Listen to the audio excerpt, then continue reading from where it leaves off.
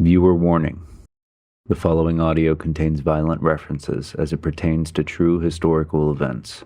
Topics of violence against Indigenous Americans, children, and sexual violence against women are mentioned.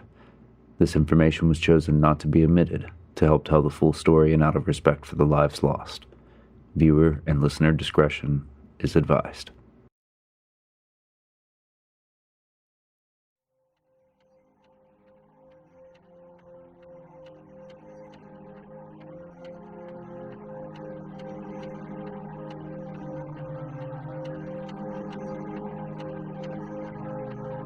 The little-known but extremely important small town of Waterford, PA, is a hidden gem of historical significance.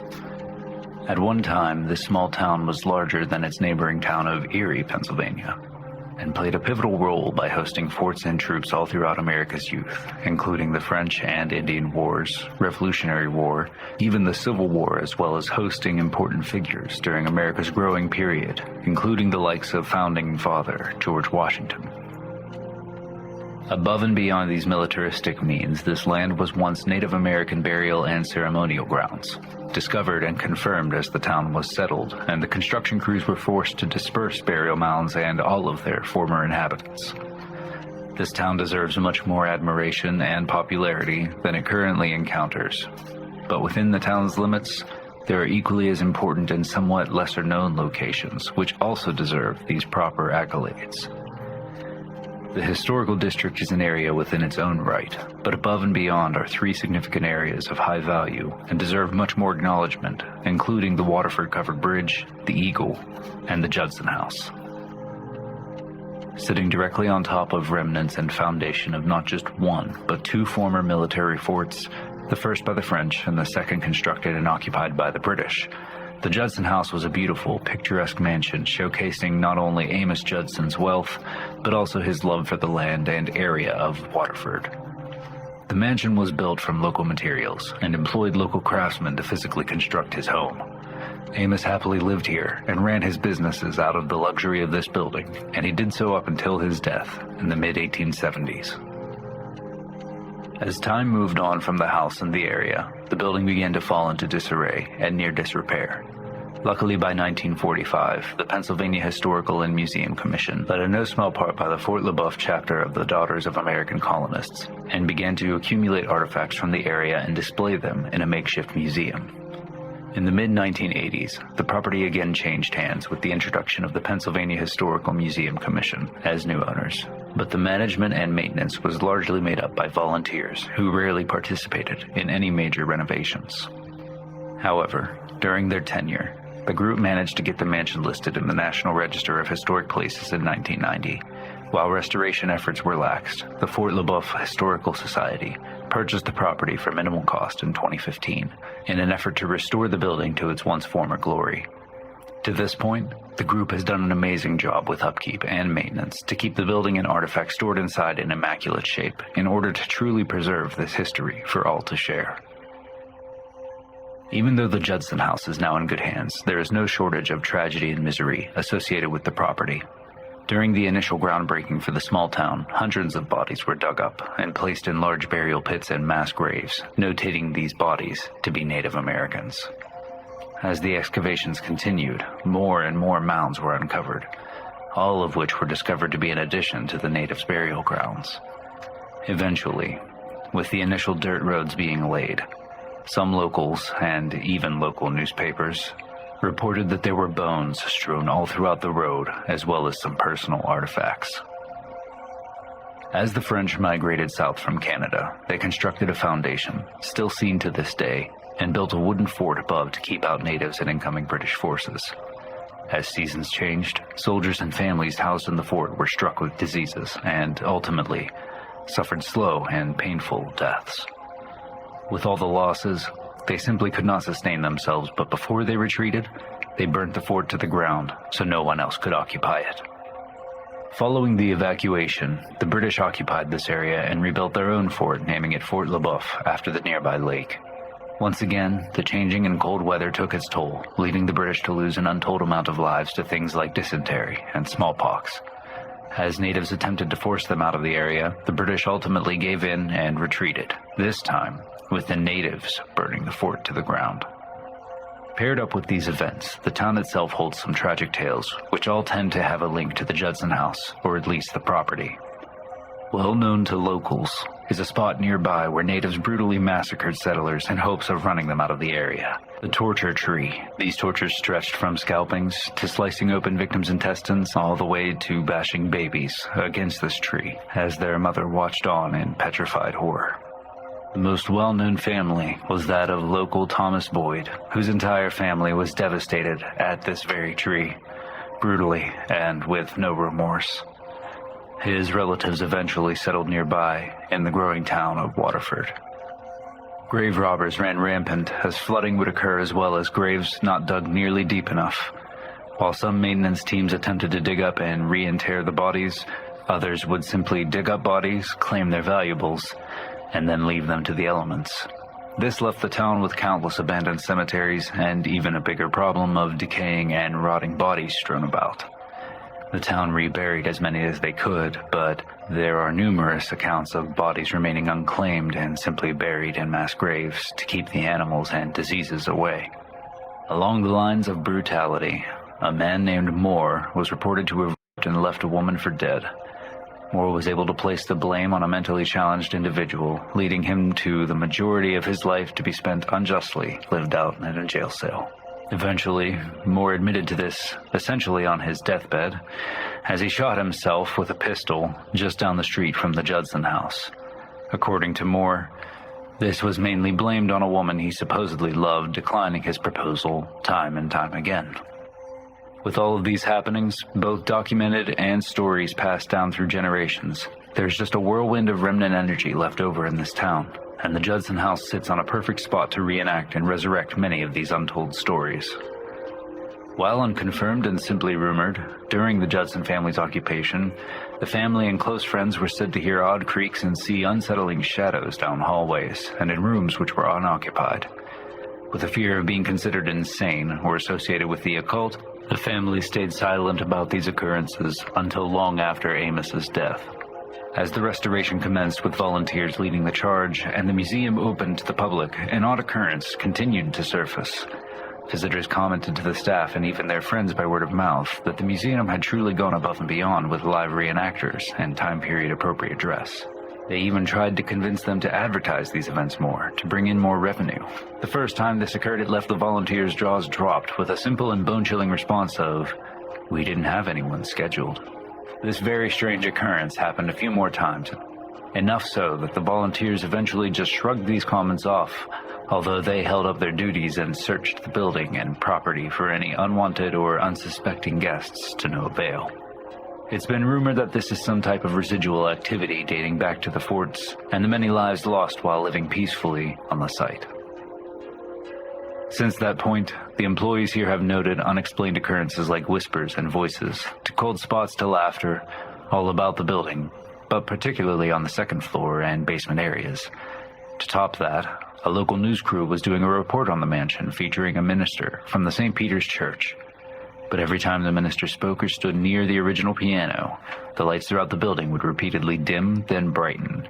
After they discussed the scenario with the Historical Society, it was disclosed that Amos also owned that church as well as the piano that belonged there. After some of these instances, the mansion opened its doors to paranormal investigative teams, in hopes of capturing some of this activity and perhaps even helping to tell the stories of those who still reside within those walls.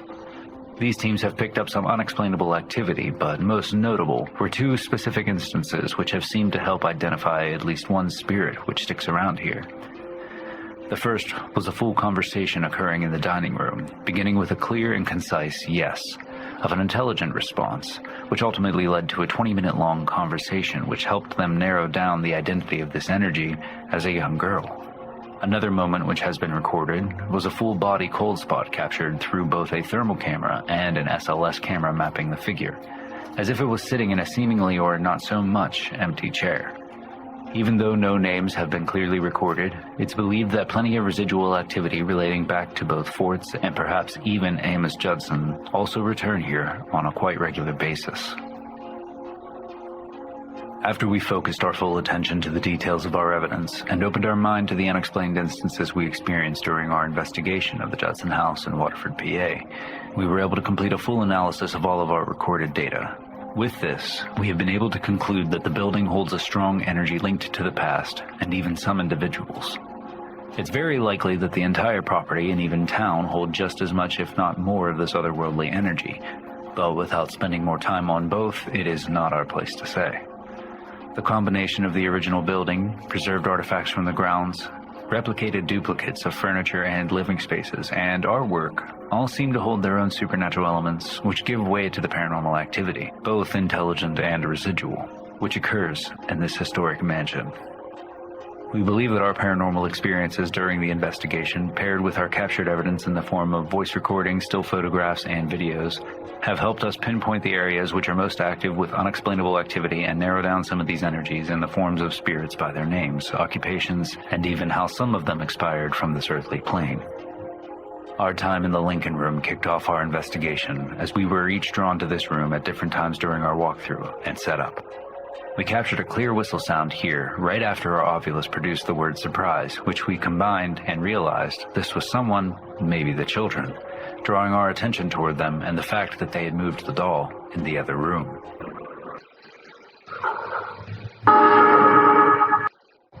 After some further communication attempts here, we seemed to be pushed out the door by some other energy with another EVP-based whisper of out. I'm going to close my eyes. If there's anyone on the second floor that wants to talk to us, can you come over and let me hear something? Maybe knock? This is what we believe is either that protective or controlling force, as if shadowing over the children. Following the aforementioned whistle, our first encounter in the doll room occurred with shock and awe, as the doll was clearly moved from one side of the bed to the other. We managed to piece some of these activities together to believe that these children were playing and, occasionally, trying to get our attention. This was no more evident than the banging noises heard during our time away from this room through a static recorder we left here, combined with breathing.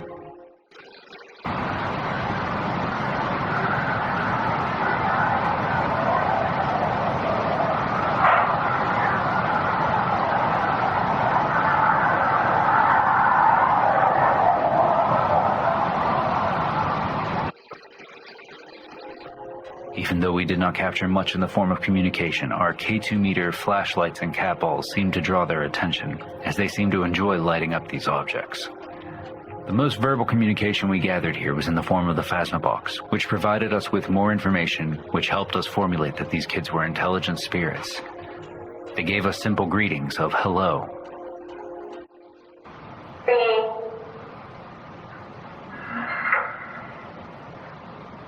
Hi there.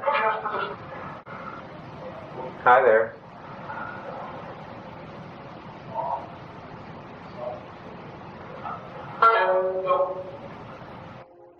And formalities, which children of the past would have been taught, in yes sir, and respect.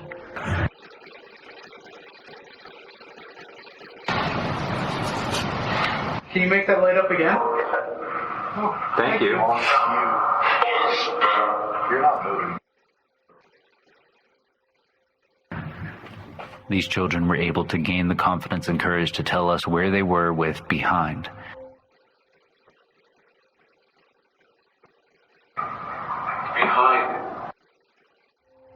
And timidly explained that they were hiding and needed help.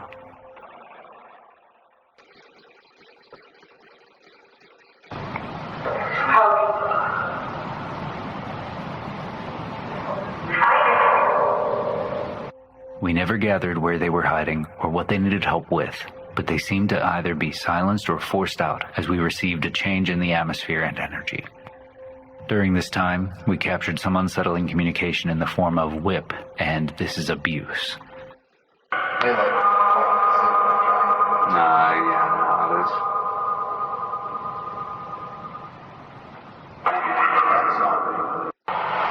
What do you guys think? But again, this was the extent of this information, and we were never able to hear further identification, or if this was residual energy. We recorded the name Roger here, but we were unable to pinpoint who he was. Perhaps the one forcing the kids out, or even perhaps the one who was getting abused.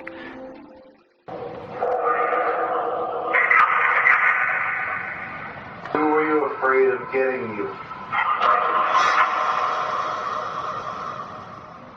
During this time, we captured a moment where a light moved from the bed down toward the floor, eventually lighting another flashlight up.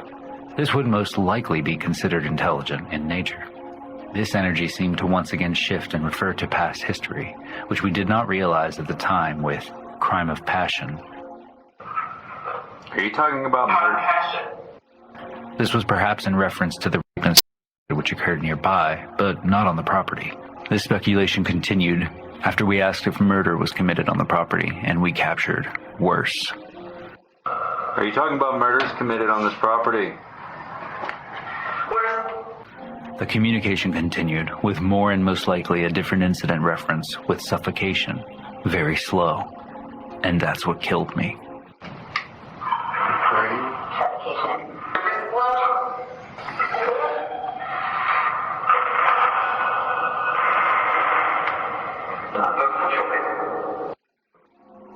We are unsure how this ties into the building or property, as nothing has been documented about any type of incidents here reminiscent of these actions. But we were again pushed toward this theorization, as we heard another trio of unsettling communication with guilty, he murdered me, and with a bullet.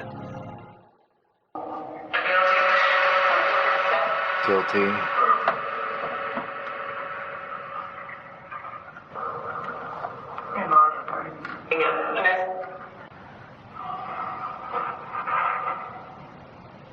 Were there bad things that happened to you?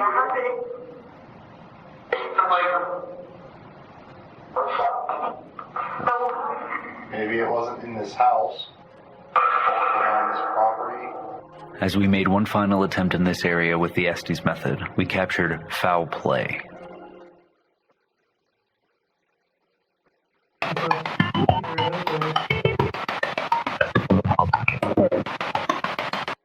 Which could potentially tie into the previous comments, but more interesting, we recorded a phrase of, "My name's Scott."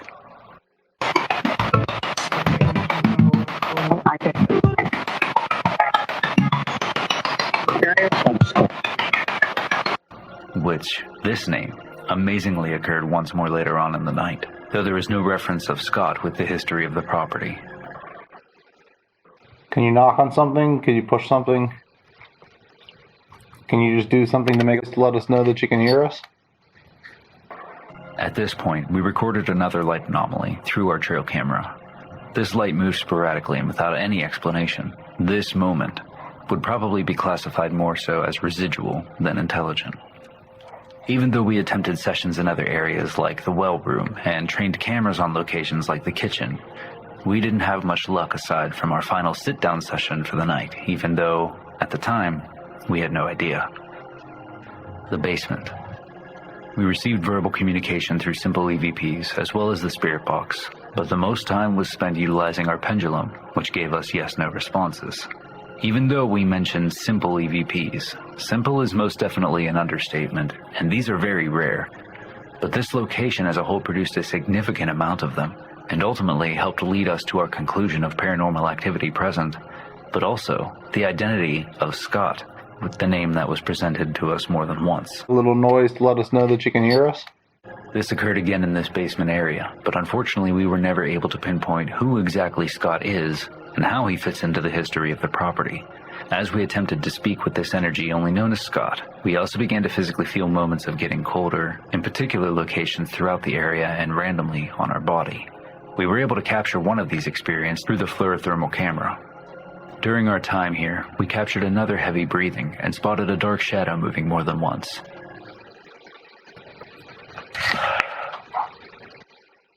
With the spirit box supporting our communication, we heard a plea for help 3 times.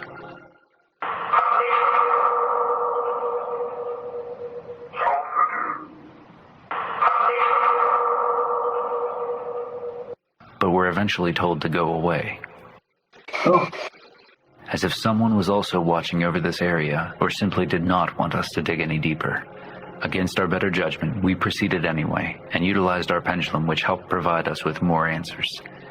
Even though the property was never associated with slavery, and rather the entire town was filled with abolitionists, we uncovered that this entity down here was a mistreated servant, but he was not tied into the Judson family. We were also told that this energy was in fact the Scot we were speaking with earlier, and that they died on the property but were not military. As we communicated here, we captured a moment where the cat ball was moved and lit up, in order to draw our attention and keep our interest piqued. Toward the end of our time here, we did find out that he wanted some type of help, a type that we were told we were unable to currently assist with, although this individual believed that those who volunteered here could find out more documented information about them and help tell their story that way, which we truly hope is a possibility. Most of the evidence gathered consisted of verbal communication and some additional phantom sounds, but the only visual anomalies we seemed to capture here were a few moments through the stationary cameras, which produced stray lights moving about, movements, and moments which could not be explained. Following our full review and analysis of our entire night, including captured evidence and experienced phenomena, we can conclude to the best of our ability that there are a collection of spirits linked to the plethora of energy which resides inside the Judson House, and tied to the property where it currently resides, where 2 former forts once were occupied. These spirits have yet to move on to the afterlife, have some kind of story to tell or unfinished business, or simply return to a place they once loved during their lifetime. These individuals vary from timid children to protective or controlling overseers, Amos himself, residual energies, and a particular former servant the land simply referred to as Scott. With all of these pieces of evidence combined with some of the past tales and historical documentation, we have full confidence in our claim that the Judson House does in fact hold both intelligent and residual energies, which overlap one another and intertwined within both time and space to form an interesting, awe-inspiring, and truly fascinating historical and paranormal location. The spirits here tend to seek attention and want to express their stories for the most part, as much as they can before being shut down by other forces who do not want them to speak. It's our heartfelt and genuine belief that the Historical Society and its caring volunteers have brought back love and kindness to this property, and play a pivotal role in allowing these spirits to reside in a comfortable, welcoming building open to all who seek it, both living and deceased.